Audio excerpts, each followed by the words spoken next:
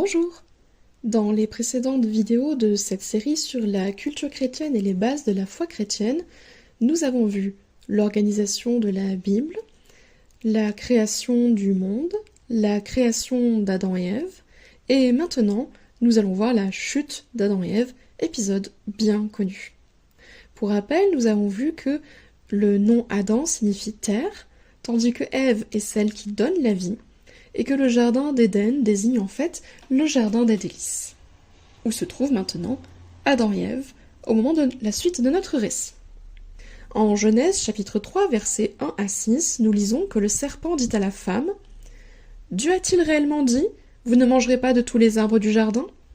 La femme répondit au serpent « Nous mangeons du fruit des arbres du jardin, mais quant au fruit de l'arbre qui est au milieu du jardin, Dieu a dit « Vous n'en mangerez point, et vous n'y toucherez point, de peur que vous ne mouriez. » Alors le serpent dit à la femme, « Vous ne mourrez point, mais Dieu sait que le jour où vous en mangerez, vos yeux s'ouvriront, et que vous serez comme des dieux connaissant le bien et le mal. » La femme vit que l'arbre était bon à manger et agréable à la vue, et qu'il était précieux pour ouvrir l'intelligence.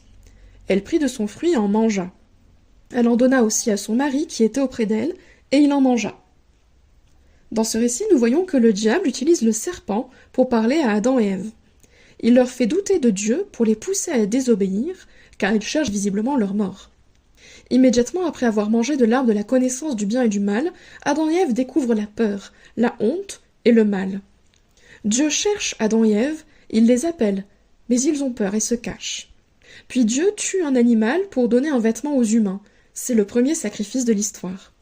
Dieu montre ainsi aux humains que le péché entraîne la mort, et que seul un sacrifice les en sauvera. Évidemment, pour les chrétiens, il s'agit du sacrifice de Jésus-Christ sur la croix. Observons maintenant ce diptyque d'Albrecht Dürer, intitulé Adam et Ève, peint en 1507. Sur les tableaux, l'arbre de la connaissance du bien et du mal est souvent représenté comme un pommier, car dans la traduction latine de la Bible, malum désigne à la fois le mal et la pomme. Les artistes ont donc souvent joué sur ce jeu de mots en latin. En plaçant les deux arbres dans le jardin d'Éden, Dieu a laissé la liberté à Adam et Ève. Ils pouvaient ou bien obéir, suivre le bien et vivre heureux, ou bien désobéir, céder au mal, souffrir et mourir. Adam et Ève ont succombé à la tentation, ils ont choisi le mal. Cela nous amène à nous questionner. La liberté relève-t-elle de la dignité humaine ? Est-ce que la liberté, c'est de faire ce qu'on veut ou de savoir respecter les limites ? Comment trouver la force de refuser le mal et de choisir le bien ? Pour les chrétiens, les réponses à ces questions semblent assez évidentes. Oui, Dieu a créé Adam et Ève avec une dignité, comme étant à son image et au-dessus du reste de la création.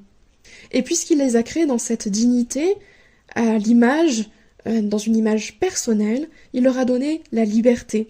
Parce qu'il n'y a pas de relation sans liberté, et il n'y a pas non plus d'amour sans liberté. La liberté, c'est de savoir faire ce que l'on veut, tout en respectant les limites. Puisque, en tant que chrétiens, nous pensons que Dieu pose des limites pour le bien des humains. Et pour trouver la force de résister au mal et de choisir le bien, le chrétien songera à s'appuyer sur la parole de Dieu pour le discernement et à s'appuyer sur l'Esprit de Dieu résidant en lui afin de faire les bons choix et de suivre l'image de Dieu inscrite en lui dès la création. Nous passons maintenant au deuxième volet de cet épisode de la chute d'Adam et Ève, la malédiction. Selon le récit de la Genèse, les humains ont péché, ils ont choisi la désobéissance et le mal. Le péché a plusieurs conséquences, que Dieu formule comme des malédictions. Ève, celle qui donne la vie, enfantera dans la souffrance, et celle qui marchait côte à côte avec Adam souffrira de la domination masculine. Adam, quant à lui, celui qui est tiré de la terre, se battra avec la terre pour en tirer sa nourriture et celle de sa famille. Dieu dit aussi à Adam « Car tu es poussière, et tu retourneras à la poussière ». C'est une phrase que l'on cite fréquemment lors des enterrements, puisque, selon la Bible, le péché a introduit la mort. Mais alors même que Dieu donne ces malédictions, formule ces malédictions, il promet en même temps qu'à la fin, le bien triomphera sur le mal. Il dit que la postérité de la femme écrasera la tête du serpent. Pour les chrétiens, il n'y a aucun doute. Il s'agit de l'image du Christ qui vainc le diable, le mal et la mort elle-même. Comme d'habitude, ce récit biblique soulève des questions philosophiques. Pourquoi la mort? Faut-il continuer à faire le bien quand le mal semble plus fort? Est-ce qu'un jour le bien finira par triompher du mal? Évidemment, nous pouvons aborder ces questions philosophiques avec notre réflexion, notre raisonnement, et chacun est libre d'y répondre comme il l'entend, du moment que c'est une réponse sincère et réfléchie. Mais les chrétiens estiment détenir la réponse. La mort a été introduite dans cet épisode que nous avons évoqué. Le péché conduit à la mort, parce qu'il est une désobéissance, une séparation de Dieu qui est lui-même la vie. Est-ce qu'il faut continuer à faire le bien malgré tout, en dépit du mal? C'est ce que Dieu nous demande, demeurer à son image, en donnant autour de nous l'amour qu'il nous a donné le premier. Faire le bien parce que Dieu, qui est en nous par son image, et qui en tant que chrétien réside en nous par son esprit, Dieu est le bien même. Et est-ce qu'un jour le bien finira par triompher du mal? Je vous ai déjà répondu à cette question, puisque c'est ce que l'on voit dans l'Apocalypse, le dernier livre de la Bible.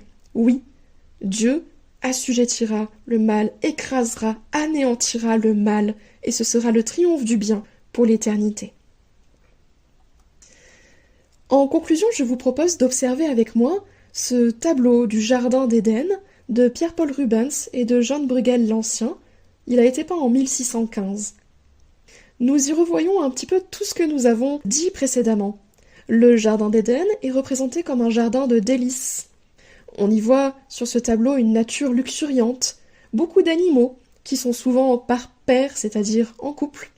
Les deux peintres ont essayé d'établir une précision scientifique sur les animaux, laissant ainsi une marque de modernité et prouvant ainsi leur maîtrise technique picturale. On observe sur ce tableau que la paix règne entre les animaux, puisque l'on voit des prédateurs côtoyer leur proie sans aucune crainte ni aucune violence, quelle qu'elle soit. Un animal peut attirer notre attention, le cheval, qui est juste derrière Adam. Ce cheval symbolise la beauté, la fierté, la force, la liberté d'Adam. Tandis que derrière Ève, nous voyons un paon, symbole de beauté féminine. Peut-être aussi une petite référence à l'animal censé représenter Héra ou Junon, la beauté de ces déesses, je veux dire. Souvent sur les représentations, comme on l'a déjà dit, Ève a un petit ventre, signe de sa fécondité à venir. L'on observe un troisième animal important, un petit chien qui se situe entre Adam et Ève, le chien étant un symbole de fidélité en peinture. La scène de ce tableau nous est rendue particulièrement vivante, cette scène de tentation, puisque nous observons le serpent, Ève, Adam, comme dans un geste de transmission de la tentation. Le serpent indique un fruit, Ève en cueille un et en tend un autre à Adam. Et dans le petit coin à gauche, on voit un petit animal qui annonce qu'Adam s'apprête à croquer dans ce fruit interdit. Le singe croque un fruit, et il annonce ainsi ce qui est sur le point de se passer. Mais le tableau n'est pas négatif pour autant. On a vu déjà avec toute la vitalité de ce jardin luxuriant, mais un détail aussi vient attirer notre attention. On observe une vigne au-dessus de la tête d'Adam. Cette vigne, avec une grappe de raisin blanc, est évidemment, dans le contexte chrétien culturel de cette époque, un symbole du salut en Jésus-Christ. Puisque pour rappel, dans les évangiles, Jésus se compare à un cep de vigne. Et puis on sait bien sûr que le vin représente le sang du Christ versé à la croix, comme on le retrouve dans l'Eucharistie. Ainsi, ce tableau synthétise bien tout ce que nous venons de partager, et je vous donne rendez-vous très vite pour la suite de ce récit biblique de la Genèse. Au revoir.